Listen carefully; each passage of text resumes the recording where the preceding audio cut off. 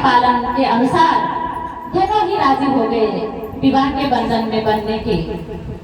जिस दिन शादी हुआ था, जिस दिन विवाहिक जीवन में जुड़े थे हमारे दीदी नीलमानंद जी और हरिंद्रानंद जी, उस दिन भी मंडप में पंडित जी ने पूछा था कि बाबू गुरुमुख हुए हो क्या।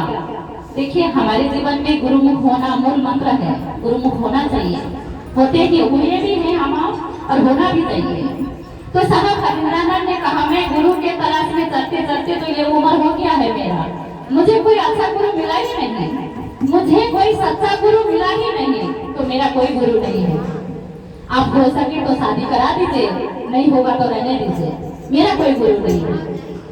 और पंडित जी ने पूछा हमारे दीदी नीलमानंद जी से, मैया, उस समय वहाँ के भाषा मैया होती है, मैया बोले तो बेटी यानी प्यार से।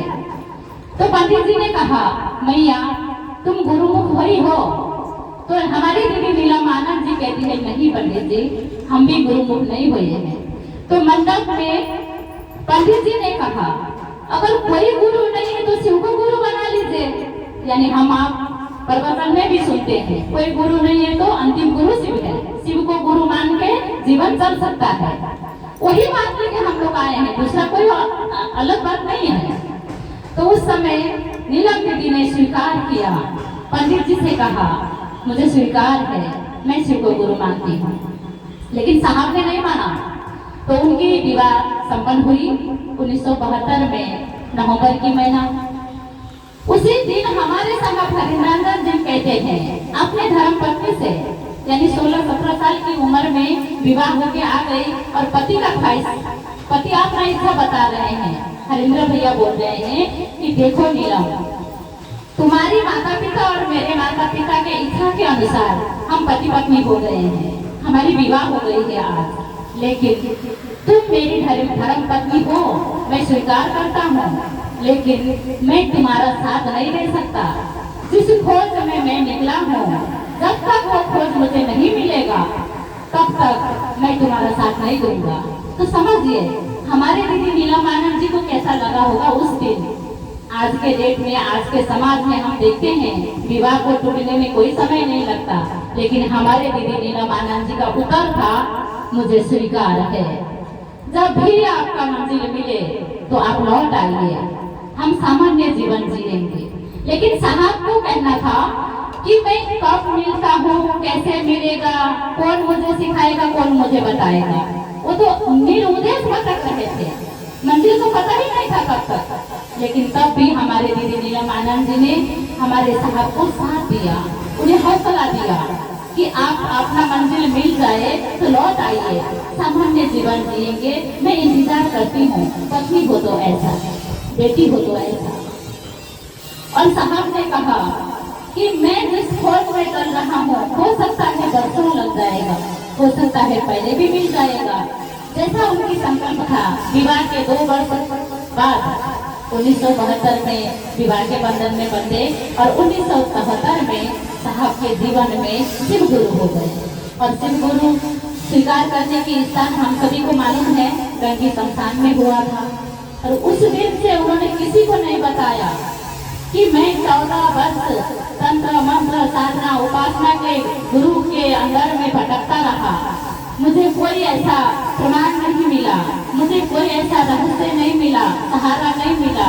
अब जिसको मैंने गुरु माना है वो तो शरीर में नहीं है, वो हमें कैसा प्रमाण देंगे, वो हमें कैसा रास्ता दिखाएंगे। यह डर साहब हरिंद्रानंद के मन में बहुत ही निराश करता था। 8 वर्ष के बाद ऐसा घटना चला, जो 3 सूत्र है ना हम आप पालन कर रहे हैं, ये हमने लिखा नहीं है, आपने भी लिखा नहीं है, ये महादेव ने लिखा है, यह महादेव ने दिया है। यह 3 सूत्र, प्रथम सूत्र जो हम दया मांगते हैं, यह 1983 में यानी 1974 में शिष्य बने और 1983 में उन्हें सिंहेश्वर बाबा के मंदिर में यह पहला सूत्र मिला, दया। यानी ऐसा घटना चला, लोगों ने कहने लगे कि हरिंद्रानंद तो शमशानी साधना करते करते प्रेत पालने लगे, उनके घरों में प्रेत वास करती हैं, उनके घर में प्रेत काम करता है। यह सुनते ही साहब हरिंद्रानंद ने कहा, किसने कहा मेरा घर में प्रेत है, मुझे तो नहीं पता, लेकिन उस उच्च शिक्षा में रहने वाले मजिस्ट्रेट ने साहब हरिंद्रानंद को कहा, यदि आपका घर में प्रेत नहीं है, शिव है, तो सिंहेश्वर मंदिर में प्रसाद खिला के दिखाइए। वो सिंगा ऋषि द्वारा स्थापित मंदिर में अगर आपके हाथ का प्रसाद ग्रहण करेगा तो हम मानेंगे कि आप शिव के शिष्य हैं। यह संकल्प के साथ, यह चुनौती के साथ साहब हरिंद्रानंद अकेला, उनके पास कोई नहीं था। आज तो हम करोड़ों शिव शिष्य हैं। उस स्थिति में केवल अपनी धर्म पत्नी नीलम को लेके साहब हरिंद्रानंद जी सिंहेश्वर मधेपुरा, जो बिहार में सिंहेश्वर मंदिर है, आज भी है वो मंदिर, उसी मंदिर में गए और सभी ने उनको रसगुल्ला लाने की ऑर्डर दिए। हमारे साहबी मजिस्ट्रेट हैं, उनके भी कानून चलता था, कानून के अधिकारी में रहे। उन्होंने कहा ठीक है, प्रसाद लेके आइए, देखते हैं सिंहेश्वर बाबा प्रसाद खाएंगे कि नहीं। उस समय 50 रसगुल्ले लेके आए। हम आपको 11, 5, 7 चढ़ाते हैं, लेकिन लोगों को देखना था, समझना था कि हरिंद्रानंद जो कहते हैं वो सच है कि गलत है। तो 50 रसगुल्ले लेके आए, सिंहेश्वर बाबा के मंदिर में शिवलिंग में रख दिए और साहब बाहर बैठे हुए मन ही मन शिव गुरु को बोल रहे हैं कि हे महादेव, मैंने तो साधना, उपासना, मंत्र तंत्र सब छोड़ दिए हैं, केवल मैं आपकी दया के आश्रय में हूँ।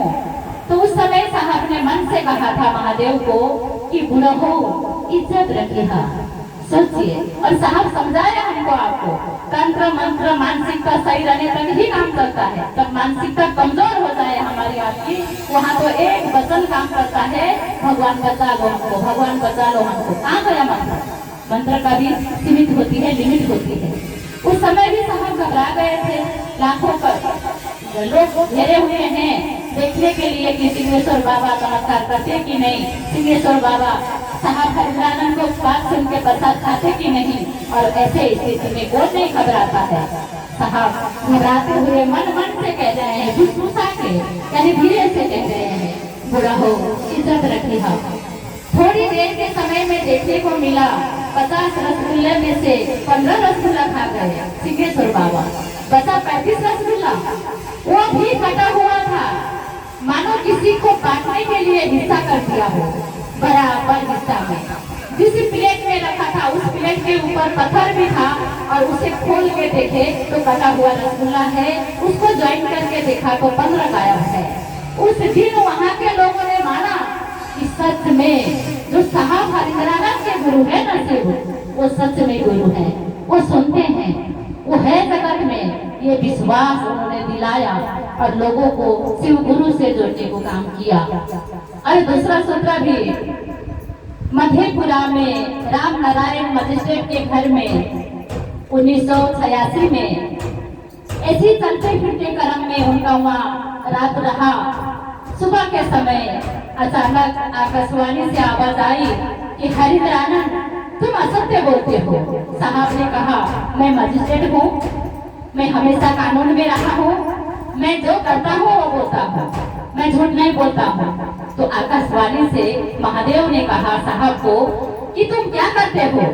साहब ने कहा, मैं महादेव का शिष्य बनाता हूँ, मैं महादेव का शिष्य हूँ, महादेव का शिष्य बनाता हूँ। तब आकाशवाणी से आवाज आया, तुम लोगों को करने को क्या बोलते हो?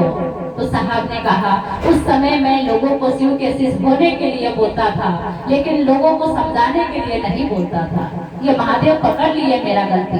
और वहाँ महादेव बोल रहे हैं कि लोगों को करने को क्या बोलते हो? तो साहब बोले, मैं वहाँ फंस गया, क्योंकि मैं लोगों को नहीं बोलता था, आप भी शिष्य बनो, दूसरों को भी शिष्य बनाओ। ये चूक गया था और महादेव ने मुझे याद दिलाया कि एक के माध्यम जगत में नहीं फैलेगा, यहाँ सहारा जरूरत है। तो साहब ने स्वीकार किए कि यहाँ मैं गलत हूँ। और अंतिम आवाज था महादेव का, तुम जो करते हो दूसरों को करने को कहो। यानी हम आप यहाँ यही सूचना लेके आए हैं।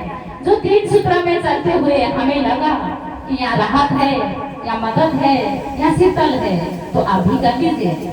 यह आदेश महादेव का है, हमारी आपके नहीं है। और तीसरा सूत्र भी, जिस शमशान का संकल्प लिए थे उसी समय 1975 में हमारे साहब हरिंद्र भैया को नमः शिवाय पंचाक्षर मंत्र द्वारा महादेव ने हवा के सहारे दिए थे। तो आइए इस बात को, इस 3 सूत्र को हम जन जन में अपने जीवन के सहारा बनाते हुए अपने गुरु शिव से सच्चे मन से दया मांगेंगे।